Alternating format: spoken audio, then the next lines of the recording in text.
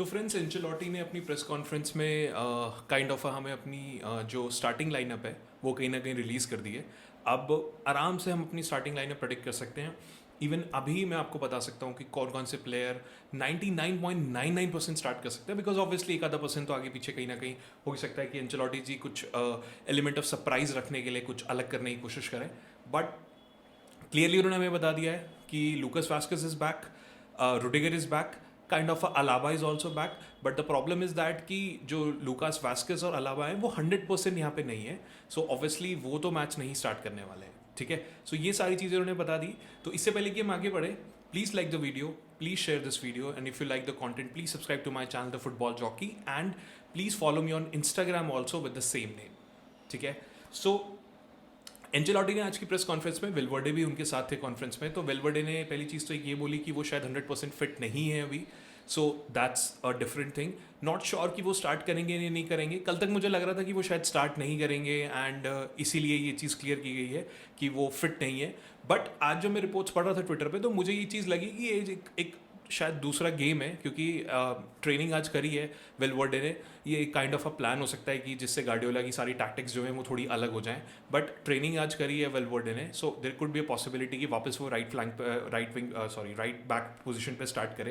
Because उस दिन की जो है प्रेस कॉन्फ्रेंस देखने के बाद ऐसा लग रहा था कि जो राइट बैक पोजीशन पे शायद कहीं ना कहीं एसेंसियो स्टार्ट करेगा। It could be Tchouameni and Rudiger will be back, तो वो आपके सेंटर बैक पेयर होंगे। बट अभी मुझे देख के जब मैं रिपोर्ट्स पढ़ रहा हूँ तो मुझे ऐसा लग रहा है कि वो सिर्फ एक काइंड ऑफ टैक्टिकल वो था जो गार्डियोला को उन्होंने दिखाने के लिए करा था कि देखो भाई, हमारा वेलवर्डे स्टार्ट नहीं कर रहा है राइट बैक पे, तो आप अपना कोई प्लेयर बढ़िया से खिला सकते हो, तो आप वहाँ से शायद अटैक कर सकते हो। Could be a strategy to dismantle the strategy of Guardiola कहीं ना कहीं। बट अब मुझे बहुत श्योरिटी है कि जो आपके सेंटर बैक, जो आपका डिफेंस होने वाला है, that could be Valverde on the right back, Tchouameni, Asensio as a center back position, Rudiger as a center back position, and apart from that on the left back, Mondi will always be there। क्योंकि ऐसे बड़े matches में मुझे ये समझ में आ गया है कि एंचेलोटी फ्रैन गार्सिया को से रिस्क नहीं लेने वाले। Technically it's not a risk, but I don't know what is the reason behind that. उनको शायद एक डिफेंसिव सॉलिडारिटी चाहिए जो उनको लगता है कि मोंडी से मिलती है। ठीक है, वो देता है डेफिनेटली, ऐसा नहीं है। जैसे कि मैंने पिछली वीडियो में बोला था, डिफेंसिवली उसके नंबर बेटर है, but still I don't know why I feel कि आपको एक अटैकिंग प्रोएस भी चाहिए होती है, एक बैलेंस प्लेयर कहीं ना कहीं चाहिए होता है। वो मुझे लगता है Fran Garcia is better, but still Ancelotti knows better than me, so obviously I am not going into that. Apart from that, the best thing जो मुझे मिडफील्ड में लगती है कि मिडफील्ड में Tchouameni as a defensive midfielder, जो उसकी actual position है वो कहीं ना कहीं स्टार्ट करने वाला है। तो पिवट जो बनेगा, जैसे पहले जो पिवट बन रहा था वो सिबेओस के अराउंड बन रहा था, तो दैट पिवट कुड बी जो डिफेंसिव पिवट होगा।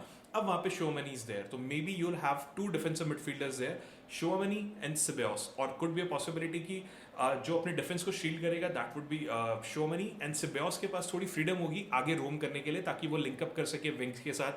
विनीसियस एंड रॉड्रिगो ऑब्वियसली आगे होंगे, बेलिंगम को थोड़ी फ्रीडम मिल सकेगी, क्योंकि अगर शोमनी आगे है, शोमनी के आगे Ceballos is also in the midfield to look after all the things, then Bellingham will have the more freedom to roam in the attacking areas there.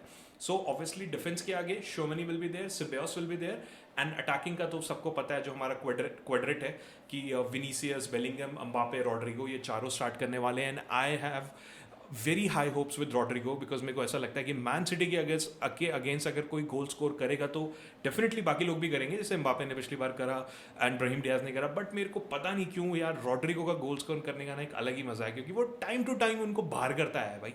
Time to time Guardiola को उसकी औकात दिखाता हुआ है Rodrygo. So I want him to score again. मैं तो चाहता हूँ हैट्रिक मार दे भाई।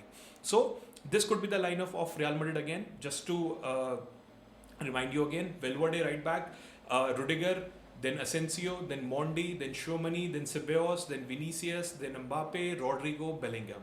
ठीक है।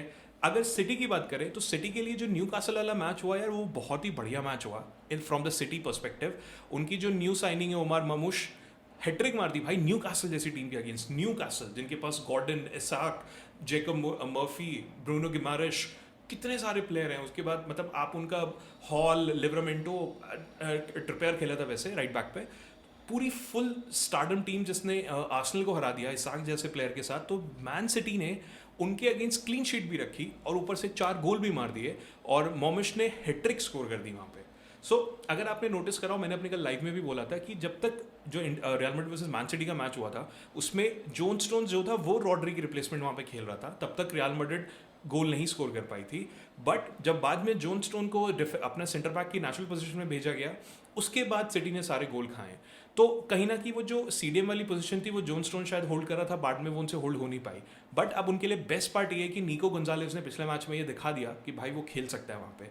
बहुत ही अच्छा मैच खेला उसने अगेंस्ट न्यूकासल, बढ़िया होल्ड करके रखा उसने। ब्रूनो गिमारेश वगैरह को बिल्कुल स्पेस नहीं दिया खेलने के लिए, ना टोनाली कुछ कर पाया ना वो कर पाए, तो could be a better replacement there.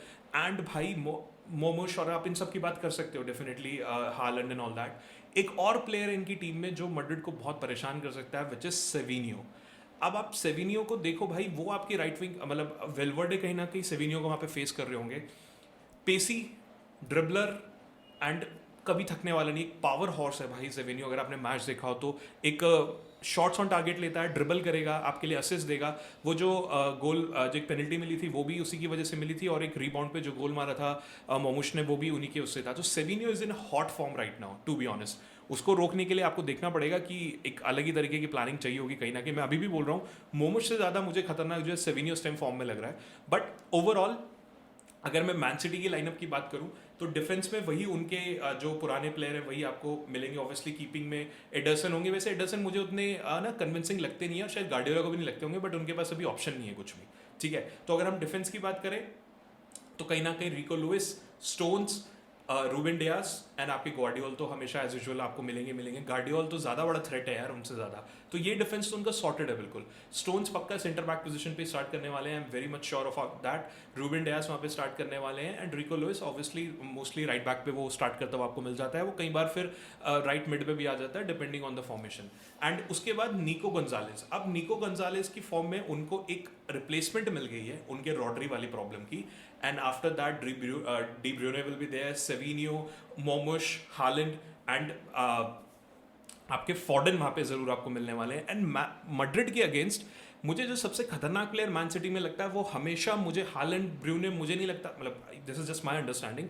फॉर्डन एक ऐसा प्लेयर है जो मैड्रिड के अगेंस्ट अपनी एकदम प्राइम फॉर्म में आ जाता है। जैसे रॉड्रिगो में बोल रहा हूँ ना कि मैड्रिड के अगेंस्ट भाई सॉरी सिटी के अगेंस्ट कुछ हो ही जाता है भाई को, उसी तरीके से फॉर्डन को मैड्रिड के अगेंस्ट कुछ होता है। And you can note this thing कि फॉर्डन आपको बहुत मतलब लाइफ टाइम परफॉर्मेंस अपनी देने वाला है इस मैच में, क्योंकि फॉर्डन ही वो इकलौता प्लेयर है जो मैड्रिड को ट्रबल करता आया है बहुत टाइम से।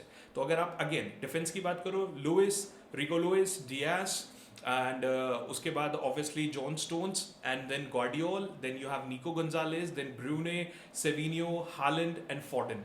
फॉर्डन की जगह कुड भी बर्नार्डो सिल्वा, फॉर्डन की जगह तो बिल्कुल नहीं होने वाले। फॉर्डन तो मुझे लगता है मैच स्टार्ट करने वाला है। बर्नार्डो सिल्वा की जगह मे बी कहीं बन सकती है, तो वो देखना पड़ेगा अगर वो 3 मैन डिफेंस के साथ खिलाने की कोशिश करे गार्डियोला, जो कि मुझे लगता नहीं है वैसे खिलाने वाला है, बट स्टिल। तो this could be the lineup of Man city. So real Madrid and man city दोनों की लाइनअप्स हमारे आ गया है। मुझे पर्सनली ऐसा लगता है कि कुड भी रियल मैड्रिड के पास एक गोल की लीड जरूर है, बट अगेन ये मैच मैड्रिड के लिए आसान नहीं होने वाला बिल्कुल भी। आपको वही जीरो से स्टार्ट करना पड़ेगा। एंड वही जो टैक्टिकल गेम्स है वो स्टार्ट हो गए हैं। गार्डियोला ने बोला कि there is only 1% chance of Man City to win, जिसके जवाब में एंचेलोटी ने बोला इसका मतलब ये नहीं है कि रियल मैड्रिड का 99% चांस है जीतने का, बिल्कुल भी नहीं है भाई।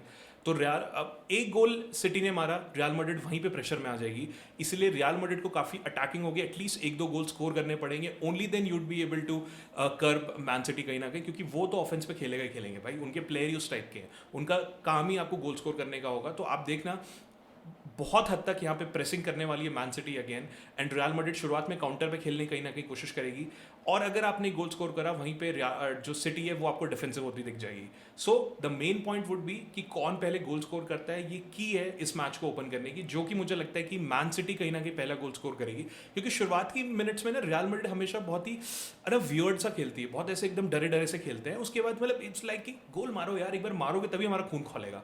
But yes, the environment would be a plus point है। जब बर्नेबाउ दिखने वाला है, जो हरकतें मैन सिटी ने पिछली बार करी थी उसका जवाब तो देना ही है यार।